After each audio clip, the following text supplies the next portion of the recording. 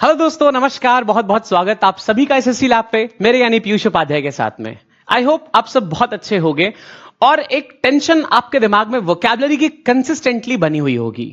लेकिन अगर मैं आपसे कहूं कि अपने आप से क्वेश्चन पूछ के देखिए कि क्या सिर्फ वोकैब को कवर करके, सिर्फ वोकैबुलरी पढ़ के क्या हमारा सिलेक्शन हो सकता है? क्या एसएससी का जो भी एग्जाम होता है, क्या हम सिर्फ उसकी वोकैबुलरी याद कर लें तो एसएससी इंग्लिश को क्वालिफाई किया जा सकता है? क्या अच्छे मार्क्स स्कोर किए जा सकते हैं? आज इस चीज में ना एक प्रॉपर डिटेल आपको दूंगा कि अगर सिर्फ वोकैब पे हम फोकस करें तो क्या ऐसा पॉसिबल है कि एग्जाम क्वालिफाई हो जाए।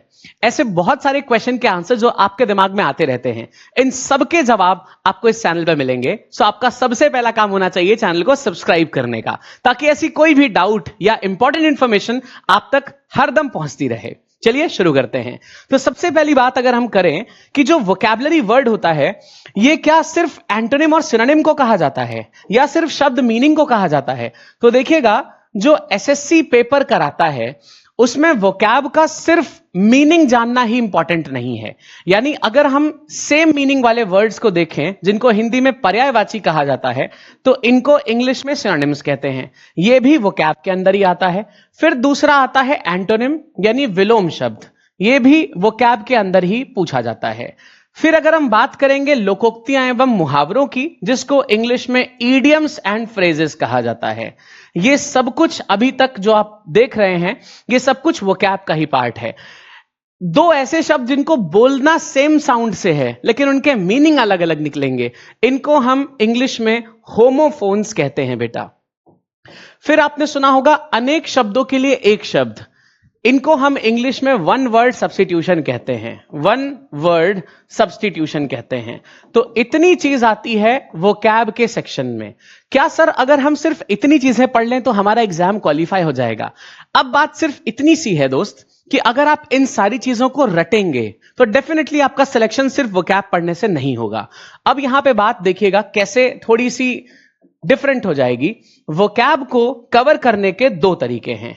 एक तरीका है वोकैब को याद कर लेने का, या आप कह लीजिए रट लेना। एक तरीके से आप वोकैब को रट लेते हो। दूसरा तरीका है वोकैब को समझ लेना, वोकैब को समझते भी जाना। यानी जो भी शब्द आप पढ़ेंगे, कुछ तो याद करने वाले होते हैं, उनको याद कर लीजिएगा, लेकिन जब आप वोकैब को बहुत सारा पढ़ेंगे ना, तो आपको उसको यूज करने का भी मन करेगा। इस तरीके से हम समझने की तरफ बढ़ जाते हैं। अगर आप सिर्फ वोकैब को रट के जाना चाहेंगे, यानी सिनोनिम याद कर लिया, एंटोनिम याद कर लिया, ईडियम्स याद कर लिए, वन वर्ड याद कर लिया और आपने होमोफोन्स याद कर लिए, तब डेफिनेटली आपका सिलेक्शन नहीं हो पाएगा, यह बात कंफर्म है। इंग्लिश आप क्वालिफाई नहीं भी कर सकते हो, यह बात कंफर्म है। लेकिन दोस्त अगर हम समझने की बात करें, अब यहां पे पिक्चर थोड़ी सी डिफरेंट हो जाती है। जरा एक बात को ध्यान से समझिएगा। आपने मान लीजिए एक शब्द है जो आपने पढ़ा, शब्द था एडवाइस, ADVICE, आपने ये पढ़ा। फिर आपको पता चला कि भाई ऐसा ही एक और शब्द होता है ADVISE। फिर आपने सोचा यार इसका ना इस्तेमाल देखते हैं कि CE वाला कहां यूज करा जाएगा और SE वाला कहां यूज किया जाएगा। आपकी जिज्ञासा थोड़ी और बढ़ी क्योंकि दो शब्द थे, बोला सेम तरीके से जा रहा है। आपको पता चला कि CE वाले को हम सलाह के लिए यूज करते हैं जब ये नाउन का काम करता है, और SE वाले को हम सलाह देने के लिए यूज करते हैं, सलाह देने के लिए यूज करते हैं, जो कि ये वर्ब का काम करने लगता है।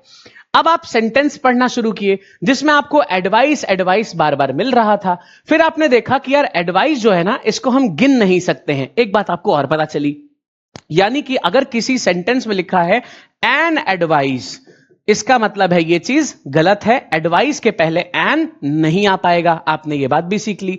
फिर आपको पता चला कि यार अगर हम इसको गिन नहीं सकते हैं, यानी कि इसको हम प्लूरल भी नहीं कर सकते हैं। अगर मैं किसी चीज को गिन नहीं पाऊंगा तो मैं उसका प्लूरल भी नहीं कर पाऊंगा। ठीक है बात, ये एकदम फिक्स चीज है। एडवाइस को गिन नहीं सकते तो एडवाइसेस नहीं होगा। आपने कहा चलो ठीक है भाई, एडवाइसेस नहीं लिखेंगे। आपने दिमाग में नोट कर लिया कि एडवाइसेस नहीं होता होगा। ठीक है। फिर आपने एक दिन अखबार पढ़ना शुरू किया ऐसे ही, या आपने कुछ ऐसा ही आर्टिकल पढ़ा जिसमें यहां लिखा हुआ था एडवाइसेस। अब आपका पूरा दिमाग चकरा गया कि भाई एडवाइसेस कैसे हो गया, हमने तो कुछ और कहानी समझी थी। अब थोड़ा सा और एक्सप्लोर करना शुरू हुआ। अब क्या होगा, एडवाइसेस का मतलब होता है बेटा मैंडेटरी इंस्ट्रक्शन। इसका मतलब होता है मैंडेटरी इंस्ट्रक्शन, ऐसी कोई चीज जिसको आप नकार नहीं सकते हैं, इसको बोला जाता है एडवाइसेस। जैसे किसी पेपर में लिखा है कि ब्लू बॉल पॉइंट पेन से भरिएगा, आपने रेड से भर दिया तो पेपर चेक नहीं होगा। ऐसी चीजों को हम एडवाइसेस कहते हैं। आपने एक बात यहां पे समझ ली। अब इस शब्द का आपने ग्रामर वाला यूज भी समझ लिया कि इसके पहले एन आर्टिकल नहीं आ सकता क्योंकि यह काउंट नहीं हो सकता है। इसलिए जब भी सलाह की बात होगी दोस्त, यह हमेशा कैसा यूज होगा? एडवाइस यूज होगा। अब कई सारी सलाह है तो कैसे कहेंगे? पीसेस ऑफ एडवाइस कहने लग जाएंगे। तो आप देखिएगा एक्चुअली में कर क्या रहे हैं आपने एक शब्द सीखा, आपने उसका हमशक्ल सीखा, फिर दोनों के इस्तेमाल सीखा, फिर आपने देखा कि कहां कहां पे इसको यूज करने में थोड़ी सी उल्टी सीधी चीजें हो रही हैं, जिसमें आपने एक सेंटेंस को पढ़ के देखा इसी वर्ड पे बेस्ड, फिर आपने देखा यार इसका वो भी फॉर्म एग्जिस्ट करता है जो मैं नहीं समझ पा रहा था। इस तरीके से आपने पढ़ा तो शब्द ही, लेकिन जब आप उसके यूज पे गए, जब आपने उससे सेंटेंसेस बना के देखा, तब आपको पता चला यार कि इस शब्द के बारे में और कौन सी नई चीजें हैं। एग्जाम आपसे हमेशा यही पूछता है, एप्लीकेशन पूछता है। रटा हुआ विद्या किसी को नहीं चाहिए। अब आप कोई भी चीज को पढ़े तो आप अप्लाई कितना कर पाते हैं, इस बात से एग्जामिनर को मतलब है। यानी कि अगर दोस्त हम जो भी वोकैब पढ़ रहे हैं, अगर हम उस वोकैब पे थोड़ा सा इलैबोरेट करना सीख जाएं, जैसे मान लीजिए मैंने आपको 10 वर्ड्स पढ़ाए, अब आप उन 10 वर्ड्स पे सेंटेंसेस बनाने लग जाएं, अपने डेली लाइफ के जो भी काम है उसमें उसको यूज करने लग जाएं, तब आपको पता चलेगा कि इस वर्ड को हम और कैसे कैसे यूज कर सकते हैं। इस तरीके से ना आपकी ग्रामर ना चाहते हुए भी उन वर्ड्स के थ्रू बनने लग जाती है, और इसी एप्लीकेशन से आपका पेपर जो होता है ना वही चीजें पूछता है, और वहीं पे आप फंस जाते हैं क्योंकि आपने एप्लीकेशन को छोड़ दिया है। आप सिर्फ वर्ड को पढ़ रहे हैं, कैसे उसको यूज करना है, कैसे उसको इस्तेमाल में लाना है, इस चीज से आप मिस हो जा रहे हैं। दूसरी चीज, अगर आप शब्दों के बारे में पढ़ना शुरू करेंगे तो ऐसा तो नहीं है कि एक लाइन लिखी है सारी बातें उसी में खत्म हो गई, कुछ पैराग्राफ होगा, कुछ 10-12 लाइंस एक साथ जोड़ के लिखी होंगी। इस तरीके से जब आप काफी सारी चीजें रीड करेंगे ना, तो आपका कॉम्प्रिहेंशन वाला पार्ट, जिसमें रीडिंग कॉम्प्रिहेंशन आता है, जिसको पैसेज कहते हैं, PQRS वाला जो सेक्शन होता है, ये भी साथ में क्लोज टेस्ट, किस शब्द को किस जगह पे कैसे भरना है, यह जानना जरूरी है क्लोज टेस्ट को इंप्रूव करने के लिए। तो आप समझ नहीं पाएंगे, लेकिन सिर्फ वोकैब पे फोकस करके, कैसे उसका यूज होता है इस चीज पे फोकस करके, आप एक्चुअली में पूरी इंग्लिश पे फोकस कर रहे होते हैं। आई होप ये बात क्लियर होगी। तो ये पॉसिबल हो सकता है डेफिनेटली कि आपने अगर वोकैब पढ़ी है, वोकैब की तैयारी करी है, तो आप डेफिनेटली अपना एसएससी का एग्जाम क्वालिफाई कर सकते हैं। बस तैयारी करने का जो तरीका है वो यही वाला होना चाहिए। इसके बाद में आपको अलग से ग्रामर पे फोकस करने की जरूरत नहीं भी पड़ सकती है। ऐसा करना थोड़ा सा टाइम टेकिंग होता है, इस वजह से स्टूडेंट्स ग्रामर को अलग से पढ़ लेते हैं, फिर उसके एप्लीकेशन में वर्ड्स को भी ले आते हैं। यह तरीका इस हिसाब से काम करता है, और जब हम रीड करते हैं कंटिन्यूअसली, तब हम कॉम्प्रिहेंशन वाले सेक्शन को यूज कर पाते हैं या उसमें एक्सीलेंट हो पाते हैं।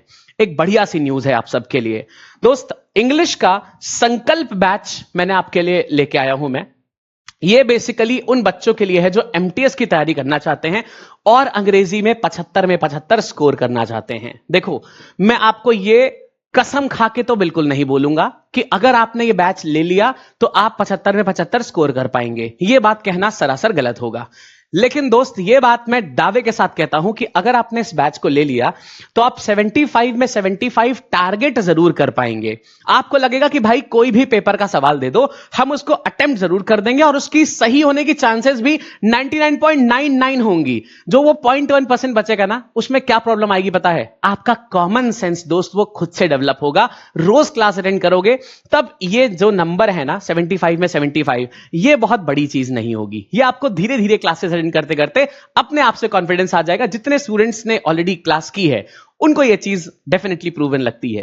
तो संकल्प बैच को आप बाय कर सकते हैं। इसमें इंग्लिश पूरी मैं पढ़ाऊंगा। इसका प्राइस रखा गया है 399 रुपीज रखा गया है इसका प्राइस। आप इसमें डिस्काउंट कूपन यूज कर सकते हैं LAB 135, और इसके थ्रू आपको पूरे बैच का एक्सेस मिल जाएगा। सिर्फ इंग्लिश इसमें पूरी मैं कवर कराऊंगा बेटा, ठीक है बात?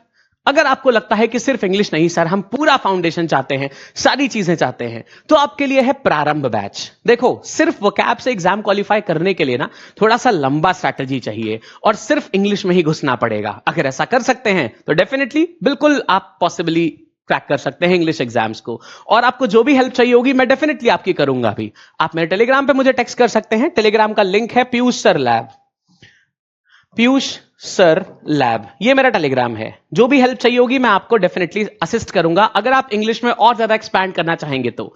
लेकिन अगर आप अपनी फाउंडेशन को बिल्ड करना चाहते हैं, बेसिक से एडवांस तक तैयारी करना चाहते हैं, तो प्रारंभ बैच आपके लिए है। एसएससी का कोई भी एग्जाम हो, पूरा फाउंडेशन आपका बिल्ड होगा, प्लस एडवांस तक आप जाएंगे। इसका प्राइसिंग सिर्फ 1500 रुपए रखा गया है। सॉरी, इट्स नॉट 15,000, 1500 रुपए रखा गया है। इस प्राइस पे भी डिस्काउंट आपको मिल जाएगा अगर आप कोड यूज करते हैं LAB135, यानी लैब 135 यूज करके इस प्राइस में थोड़ा सा और छूट आपको मिल जाएगी। तो चाहे इंडिपेंडेंटली पढ़ाई करिए, खूब सारा टाइम इन्वेस्ट करिए इंग्लिश के लिए, या फिर आप इस बैच के थ्रू अपनी तैयारी कर सकते हैं। दोनों ही सफर में मैं आपके साथ रहूंगा। तो मिलते हैं क्लास में। All the best and thank you.